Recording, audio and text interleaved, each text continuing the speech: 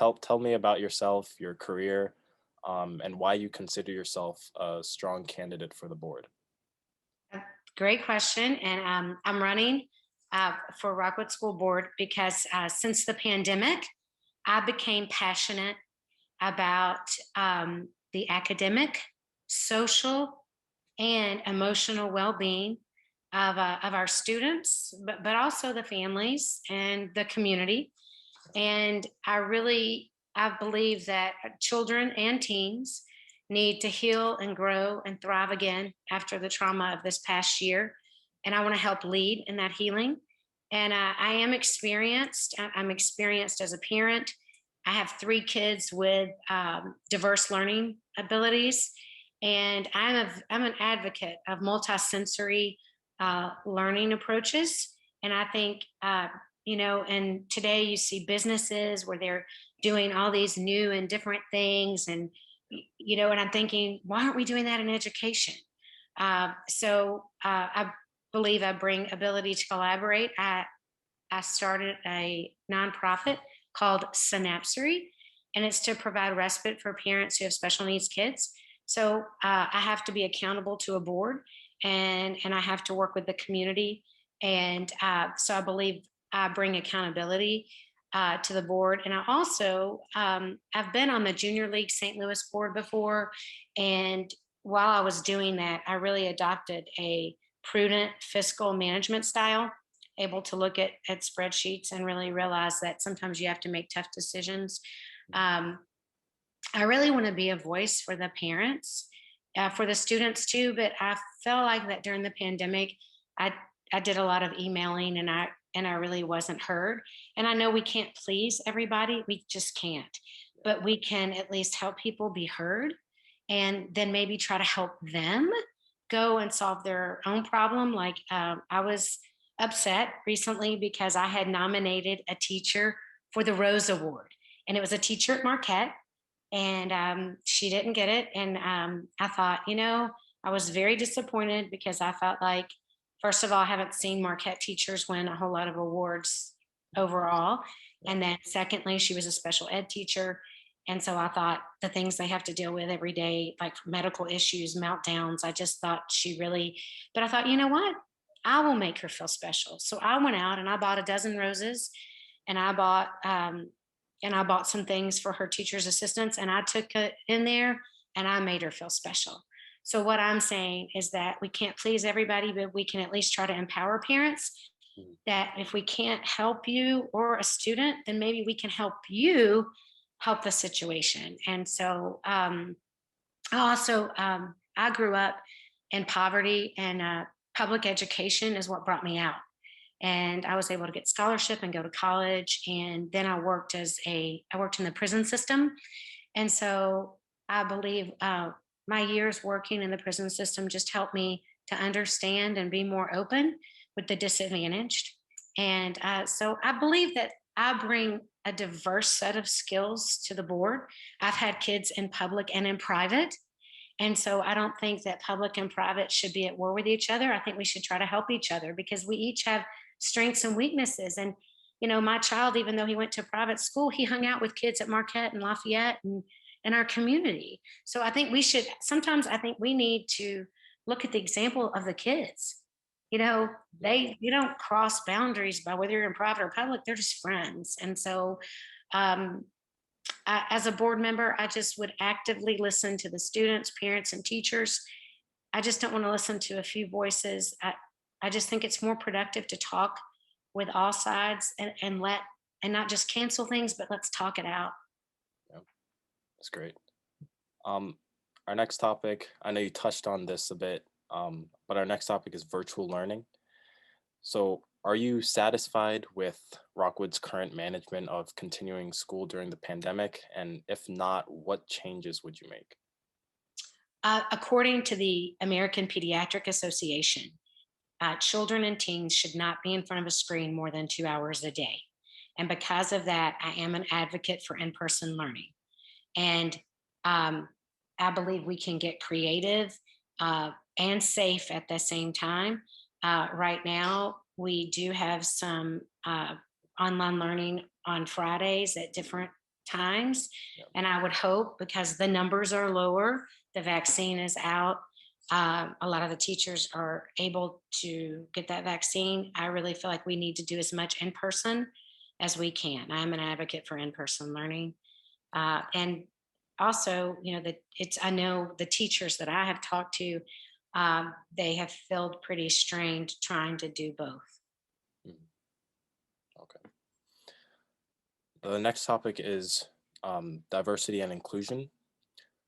Rockwood has a history of promoting diversity and inclusion throughout the district. Do you plan on advancing or altering these initiatives, and what policies specifically are you hoping to bring to the table? Well, right now, we have 1,400 Rockwood students that are from city neighborhoods, and their families are participating. It was called the Voluntary Transfer Program, but now it's named Education, Equity, and Diversity. And so I think increasing those numbers would be great. We want to help again all dwell together and help each other. And um, I've always agreed and have great respect. And actually, he is one of my heroes, Dr. Martin Luther King, on the subject of race. He said, "I would love to live in a world where people will not be judged by the color of their skin, but by the content of their character." And I want to focus on helping everyone in the Rockwood School District grow and thrive, regardless of socioeconomic, skin color, or uh, abilities or disabilities. I believe that there is we really need to work on equity in special education. I mean, we do have a large amount of kids in the Rockwood School District that have IEPs. They're not as pronounced as my daughter. My daughter has cerebral palsy and autism, and so she's in a functional skills class because that's all she can do. But then you have kids that are in typical developing classrooms, but they have IEPs for whatever reason, whether it's reading or anxiety. And I believe we need to work on equity in education and diversity as well. I I really want to support learning programs that help students learn more about compassion, acceptance, and kindness to all. Mm. Okay.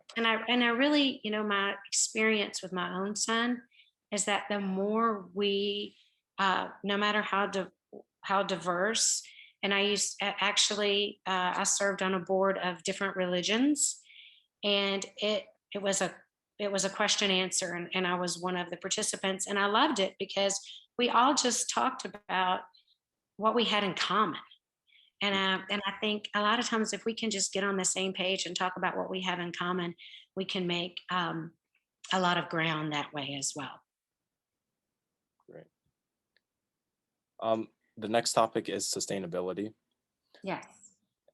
Climate change is one of the main problems that our generation will face, and many school districts like Parkway and Clayton are taking steps to make sure their districts are more sustainable. How open are you to supporting such actions and promoting these? And if you are these policies that you would support in the future? I'm committed to resource conservation and sustainability at our schools. I mean, I would love to see we can do more gardens. You can learn so much in a lot of classes if we had gardens out there to not just teach about the plant, but to show it. I'm all for hands on learning, collaborative learning. Um, I believe we have increased opportunities to get students' ideas into more energy efficiency, water conservation, waste reduction, um, doing more repurposing. I know in a lot of businesses, they removed, not all, but in a lot of businesses, you'll see they have removed trash cans. And the reason they've done that is because they still have a few, but it makes people look for that recycling bin, look for that reusable bin. And so I think there are things that we can do. The last topic is about mental health. Many students in Rockwood have been vocal about the district's history and actions on student mental health and the resources given. What steps are you planning on taking to support these students and their health? Mental health is very close to my heart. When I was a senior in high school, my best friend's brother committed suicide. I recently, in the past 5 years, another special needs mom I know committed suicide. And so the recent survey that I commend, I know SoHome was involved in that. I think, were you involved in that as well? The No, no, I'm sorry. no, Okay. not that. Well, that recent survey revealed 160 of our students have attempted suicide, and that's terrifying and unacceptable. This must be a wake up call. And I want to provoke, what I want to promote doing is, some people think I think it's very creative actually. But I want to promote providing mental health classes for credit because, we have all these electives. So why don't we have classes that are electives that can be chosen that are on mental health subjects? Because if we're going to value mental health, then we need to value it in our education system. And we need to have mental health classes for credit. And when I say mental health classes, conflict resolution, um, you know, uh, identity and how, because a lot of people lose their identity, and how to spot depression in friends and what to do when you're depressed. We coping techniques, stress techniques. I just think also it's very important to me that we make uh, everyone more aware. Like when there's sports tryouts, that's when it's very stressful. Proms and dances, a lot of kids get rejected during those times. ACT scores, PSAT, SAT, ACT. I think we need to be more aware of the time zone when the stress is really high and be aware. But I feel like that if we're really going to say we value mental health, then let's make some classes for credit and put some action behind our words. I am passionate about the mental health, and I don't think I've heard some people say, "Well, these statistics are what are in other districts." I know these statistics are not acceptable. Yeah. Well, that's all I have for you. So Well, thank you. and one more thing I wanted to say. Oh yeah, yeah. I also just think that if we during sports events as they begin to occur again, and band concerts, Mhm. there's public service announcements on TV and on your phone. I think it would be nice to have mental health, service announcements, so it's not so taboo. So Yeah. we can just, we can have it a part of everything in life, and part of our school day. But I would like to see. Um, can I say one more thing? Yeah, yeah. Yeah, I just wanted to say about, I really want to help everybody heal and thrive. And I want to do that academically, emotionally, and socially. And I really would like to see more opportunities academically for this summer for kids to be able uh, to have opportunities to catch up, whether that's specific summer classes or if it's peer tutoring. Um, because some kids did really well academically through the pandemic, some did not, some didn't do as well emotionally and socially. And so I feel like that if we could take our strengths and help those who are weak, that's what we should do as a community.